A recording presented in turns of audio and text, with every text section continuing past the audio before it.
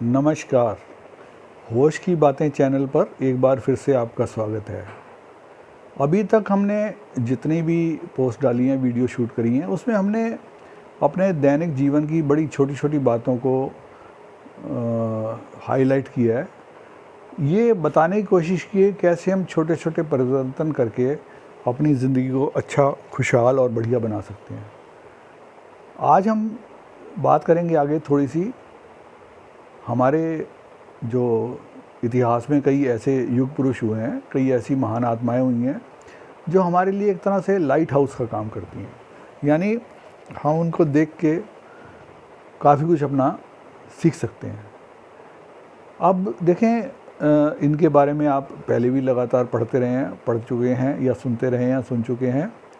लेकिन कहते हैं कि एक बात को बार बार इसलिए कहा जाता है कि शायद किसी टाइम, किसी समय में वो एकदम ऐसा उसका असर हो जाए कि आपके अंदर परिवर्तन हो जाए।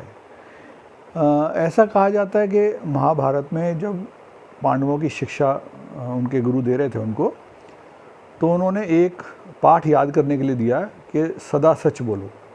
ये आपने मुझे कल सुनाना है पाठ, सब बच्चों को कहा। अगले दिन सब बच्चों ने आके बता दिया कि सदा सच बोलना है, सदा सच बोलो। लेकिन युधिष्ठिर ने कहा मुझे भी पाठ याद नहीं हुआ। गुरुजी ने कहा कोई बात नहीं भाई, कल सुना देना। अगले दिन फिर उन्होंने पूछा हाँ तुम्हें याद हो गया? बोले नहीं जी, अभी तो याद नहीं हुआ। इस तरह करते करते 15-20 दिन निकल गए। रोज़ गुरुजी पूछते थे कि भाई तुम्हें पाठ याद हुआ नहीं हुआ? बोले अभी नहीं हुआ याद। तो 20-25 दिन जब हो गए तो गुरुजी को थोड़ा गुस्सा आ गया। बोले कैसे तुम आदमी हो, एक छोटा सा, कैसे बच्चे हो तुम, छोटा सा एक पाठ है कि सदा सच बोलना है और वो तुम्हें याद नहीं हो रहा है। तो उन्होंने जवाब दिया कि गुरुजी जब तक मुझे इस कदर याद ना हो जाए कि मेरे मुंह से झूठ निकलना बंद हो जाए, यानी मैं सच बोलने की आदत ना डाल लूँ, तब तक कि पाठ याद थोड़ी हुआ। फिर तो एक तरह से तोता रटन तो हुई, यानी मैंने याद करके तो सुना दिया लेकिन जीवन में उसको उतारा नहीं, तो उसको याद करने का फ़ायदा क्या है। तो यही हम सब के साथ है कि हम बहुत अच्छी बातें सुनते भी हैं, देखते भी हैं, पढ़ते भी हैं, लेकिन वो कहीं हमारे जीवन में नहीं उतरने पाती हैं, इसीलिए परिवर्तन संभव नहीं होता। तो आज हम इसी श्रृंखला में बात करेंगे पहले अष्टावक्र की। अष्टावक्र का हम पहले बताएं आपको कि अष्टावक्र राजा जनक के गुरु थे। और ये भी एक विलक्षण बात है कि राजा जनक जो प्रौढ़ावस्था में थे और ये अष्टावक्र बिल्कुल बालक थे, 10-12 साल के, और वो उनके गुरु बन गए। कहा जाता है कि अष्टावक्र के पिता जो थे बहुत बड़े ज्ञानी थे, विद्वान थे, और उनका बड़ा मान था समाज में, और वो तरह तरह के ज्ञान की बातें, उपदेश दिया करते थे। और शाम को जब वो घर आते थे तो अपनी पत्नी को भी बताते थे वही बातें। तो पुराने ज़माने में जैसा होता था कि गर्भ में ही बच्चे काफ़ी कुछ सीख लेते थे। आज भी सीखते हैं, लेकिन वो आज हमें उतना पता नहीं लगता, सीखते आज भी हैं। जैसे अभिमन्यु ने गर्भ में ही चक्रव्यूह का भेदन सीख लिया था। तो इसी तरह से जब अष्टावक्र गर्भ में थे तो एक दिन वो जब उनके पिता अपनी पत्नी को सारा वृत्तांत सुना रहे थे, तो अष्टावक्र बोले ये सब बेकार की बात है, सब बकवास है। ये विद्वान थे वो, उन्होंने ऐसा उत्तर कभी सुना नहीं था, ऐसा सॉरी ऐसा उन्होंने अपना तिरस्कार महसूस किया। तो उन्होंने एकदम श्राप दे दिया कि ए अजन्मे बालक, तूने अभी दुनिया में जन्म भी नहीं लिया, तुझे अभी दुनिया का कुछ पता भी नहीं है, और तूने मेरे ज्ञान को तिरस्कार कर दिया, उसको नकार दिया, तो तू जो है 8 जगह से टेढ़ा हो जा, 8 व्याधियों से विकृत हो जा। तो कहते हैं जब वो पैदा हुआ तो उनके शरीर जो था 8 जगह से टेढ़ा था, इसीलिए उनका नाम पड़ा अष्टावक्र, यानी 8 वक्र थे, 8 टेढ़ थी उनके शरीर में, इसलिए उनको बोला गया अष्टावक्र।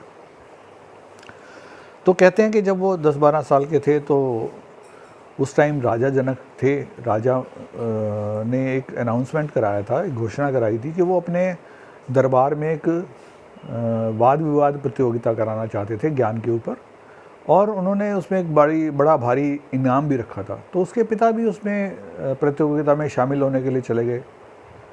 तो अष्टावक्र को खबर मिली कि उनके पिता जो था उस प्रतियोगिता में हार रहे हैं। तो वो अपने पिता की मदद करने के उद्देश्य से वो भी चल पड़े दरबार की तरफ। तो जब दरबार में पहुँचे और दरबार से उन्होंने कहा कि अंदर जो वाद विवाद प्रतियोगिता चल रही है, तो मैं भी उसमें शामिल होना चाहता हूँ। दरबान ने कहा, अरे टेढ़ा मेढ़ा कुरूप सा बालक ये, लेकिन खैर जैसे भी जो भी उन्होंने किया और वो अंदर चले गए। तो जब अंदर गए तो देखा कि वहाँ सारे विद्वान लोग बैठ के प्रतियोगिता में व्यस्त थे और राजा जनक एक ऊंचे सिंहासन पे बैठे हुए उस सबको देख रहे थे, सुन रहे थे। तो उन्होंने देखा है कुरूप सा बालक, ये कौन आ गया अचानक। उन्होंने कहा, उसकी तरफ सवालिया नज़र से पूछा तो उन्होंने कहा, महाराज मैंने सुना आपके दरबार में एक वाद विवाद प्रतियोगिता हो रही है, तो मैं भी उसमें हिस्सा लेने के लिए आया हूँ। तो जो विद्वान लोग बिजी थे, व्यस्त थे, उन्होंने नज़र उठा के देखा, भाई कौन आया नया विद्वान। तो उन्होंने जब उस कुरूप बालक को देखा तो उसको देख के वो हंसने लगे। तो अष्टावक्र ने जनक से कहा कि महाराज मैं तो ये सोच के आया था कि आपके पास विद्वान है बड़े अच्छे और उनसे मैं वाद विवाद करूँगा, मगर माफ़ कीजिएगा ये तो सब जूते बनाने वाले मोची हैं तो सब। तो राजा को बड़ा गुस्सा आ गया, क्योंकि उनके विद्वानों का बड़ा मान था, पूरी दुनिया में सब लोग जानते थे, मानते थे, इज्जत करते थे। तो उन्होंने कहा, ए बालक तुझे पता है तू क्या बोल रहा है? तो उसने कहा, हाँ महाराज मैं बिल्कुल ठीक बोल रहा हूँ, क्योंकि यदि इन्होंने मुझे प्रतियोगिता में हराया होता, वाद विवाद करके मुझे पराजित किया होता और फिर हंसते तो मुझे बड़ी खुशी होती।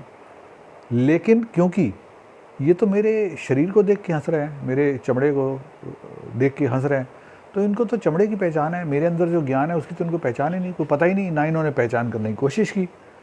और हाँ एक बात और मैं कहता हूँ कि मेरा मंदिर ज़रूर टेढ़ा है, लेकिन आसमान मेरा भी वैसे ही सीधा है जैसा आपका है, यानी आसमान मुझे भी वैसे सीधा दिखाई देता है जैसे आपको दिखाई देता है। तो ये कह के और वो चल दिए वहाँ से।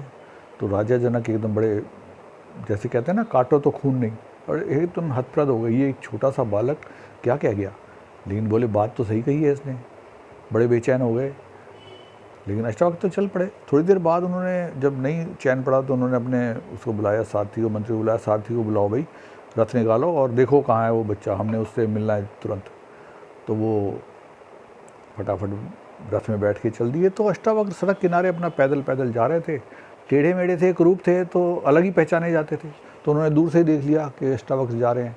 तो कहते हैं ऐसा कि वो राजा जनक ने उनके पास रथ रोका अपना और तुरंत रथ से उतर के उनके चरणों में प्रणाम किया और कहने लगे कि क्या आप मुझे अपना शिष्य बना सकते हैं।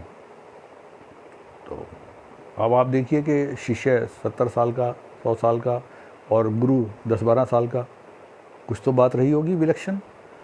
तो अष्टावक्र ने उनकी तरफ देखा और बोले, हाँ ठीक है, यदि तुम बनना चाहते हो मेरा शिष्य तो बन सकते हो। तो उन्होंने कहा, अच्छा बोलो तुम मेरा शिष्य बनने की तुम्हें आवश्यकता क्या पड़ गई, क्या ऐसा है जो तुम मेरा शिष्य बनना चाहते हो। तो उन्होंने क्या प्रश्न किया और क्या उनको उत्तर मिला, इसकी चर्चा हम कल करेंगे, इसी को हम आगे बढ़ाएंगे। और आज के लिए बस इतना ही, लेकिन हम इसी पे चर्चा जारी रखेंगे। धन्यवाद, नमस्कार।